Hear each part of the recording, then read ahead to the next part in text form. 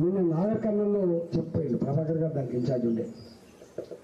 నేను ఎక్కడ చూడలేదు. ఒక బంగ్లా 3 అంతస్తుల బంగ్లా నాకే అనిపించింది కూలిపోద్దా అని. ఎందుకంటే 30-40 ఏళ్ళ బంగ్లా ఉన్నట్టుంది అది. అట్లా అట్లా స్వాగతం పలికి కారణం ఉపన్యాసం ఇస్తే స్వాగతం పలకరు. చెప్పిన మాటకి చేసే పనికి కోయిన్సైడ్ అయినప్పుడు, సింక్రనైజ్ అయినప్పుడు, ఆ ఫలితాలు కళ్ళ ముందు కనపడుతున్నప్పుడు ఇవాళ ఆ ఆదరణ చెప్తుంది. మీరు చూసాను చాలా చాలా సందర్భాలు. ఈవెన్ 2004 to 2014 యూపీఏ సర్కార్ స్టేబుల్ గవర్నమెంట్ ఉన్నప్పటికీ కూడా ఒక 2G స్కామ్, ఒక కోల్ స్కామ్ మంత్రులే జైలుకి పోయే సందర్భాలు చూసిండు.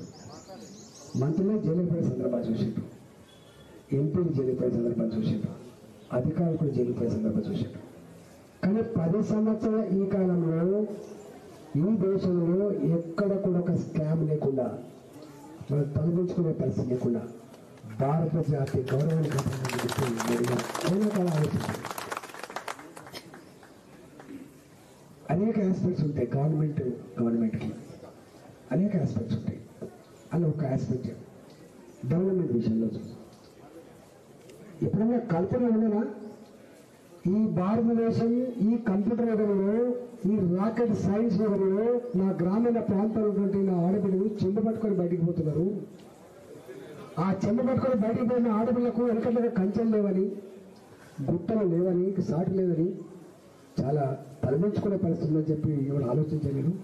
స్వచ్ఛ భారత్ పేట గ్రామీణ ప్రాంతాల్లో చిన్నదే కావచ్చు కాక, ఇష్యూ చాలా చిన్నది కావచ్చు కాక, కానీ నా భారత జాతి ఆడబిడ్డల ఆత్మగౌరవం కాపాడే బిడ్డ మోడీ గారు అని చెప్పి అంటున్నమాట వాస్తవంగా ఆలోచించండి.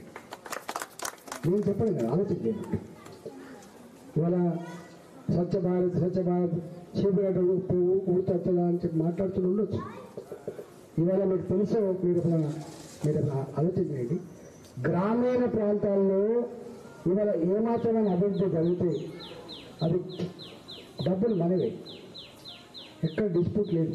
నేను ఎప్పుడు అంటుంటా, మోడీ గారు తన ఇంటికి తెచ్చిపెట్టాడు, కేసీఆర్ గారు తన ఇంటికి తెచ్చిపెట్టాడు.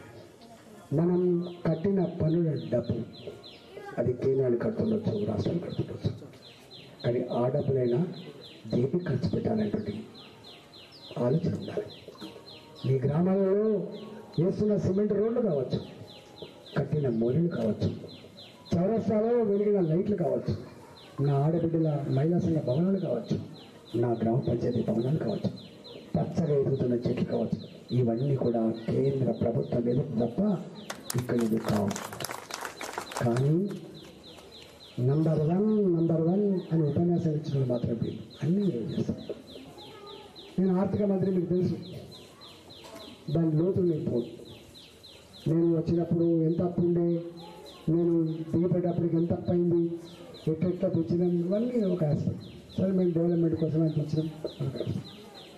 అంటే గ్రామీణ ప్రాంత ప్రజల మౌలిక సమస్యల మీద దృష్టి పెట్టి ఆలోచించండి పాలకుడిగా, పార్టీగా.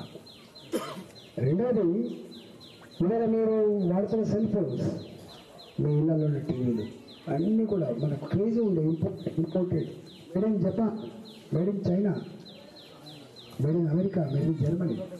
Today made in India. రక్షణ రంగంలో కావచ్చు, ఎలక్ట్రానిక్ రంగంలో కావచ్చు, విప్లవాత్మకమైన మార్పు వచ్చింది.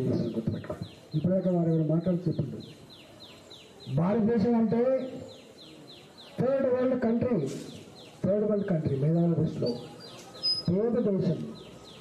ప్రపంచ బ్యాంకు షరతులకు తొలగి భారత ప్రజల ప్రయోజనాలను పనంగా పెట్టి అప్పు చేస్తూ డిబేట్ చేసాం మనం. ఇవాళ వరల్డ్ బ్యాంక్ అప్పులు లేవు, వరల్డ్ బ్యాంక్ నిబంధనలు లేవు, నో ఏషియన్ డెవలప్మెంట్ బ్యాంక్. ఇవాళ భారతదేశం తన సొంత కాళ్ళ మీద ఎదగలిగేటువంటి స్థాయికి వచ్చింది. జిఎస్టీ, ఈ మేధావి గారు చెప్పబోతున్నా, జిఎస్టీ ఎప్పుడు స్టార్ట్ అయింది? యూపీఐలో స్టార్ట్ అయింది.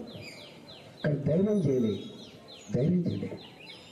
2014 మెరుగ వచ్చిందట నథింగ్ డూయింగ్ అమలు కావాల్సిందే. ఈ దేశం పురోగమించాలంటే డబ్బులు ట్యాక్స్ చేయబడితే ఈ దేశం బాగుపడిందని చెప్పి ఎక్కడొక్కడ కఠినంగా తీసుకోవాలి. పవర్ ఓరియంటెడ్ పాలిటిక్స్ చేయొద్దు, పీపుల్ ఓరియంటెడ్ పాలిటిక్స్ ఉండాలి. ఈ దేశం జనాభా పెరిగిపోతూ ఉంది, కానీ అంతరాలు కూడా పెరిగిపోతూ ఉన్నాయి. ఈ అంతరాలు తగ్గాలంటే ప్రపంచ చిత్రపటం మీద అడుక్కునే దేశంలో ఉండద్దంటే ఈ గౌరవ కావాల్సిందని చెప్పి భావించి జిఎస్టీకి వాళ్ళు పునాదేశం. నేను 5 సంవత్సరాలు పనిచేశాను. మొత్తం 29 రాష్ట్రాల ఆర్థిక మంత్రులు మేము 5 ఏళ్ళు పనిచేశాను. అలా అనేక రాష్ట్రాలు తిరిగినాం, అనేక దేశాలు కూడా తిరిగినాం. మేము అందులో ఒక దేశం గురించి మీకు చెప్తా, ఆస్ట్రేలియా. మనం అనుకుంటాం అమెరికా ఎంత డెవలప్ అవుతుంది, ఆస్ట్రేలియా ఎంత డెవలప్ అయింది.